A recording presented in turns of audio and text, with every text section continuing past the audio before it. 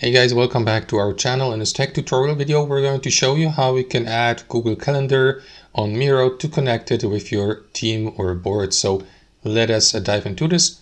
So guys, access Miro.com, log into your account and head over to your board. So what you want to do is simply click into that plus button at the bottom of the left sidebar, Tools, Media and Integrations, and search for integration called Google Calendar. After that, click into it or click into View here. And after that, navigate to Install from the Google Workspace.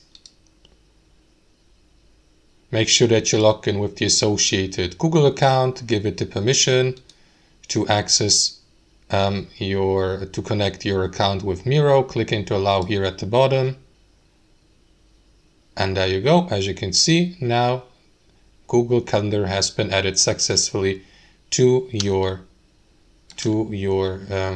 board. And that's basically it, guys. Thanks for watching. Hope you enjoyed this video, got some real value from it, and we'll see you next time on our channel.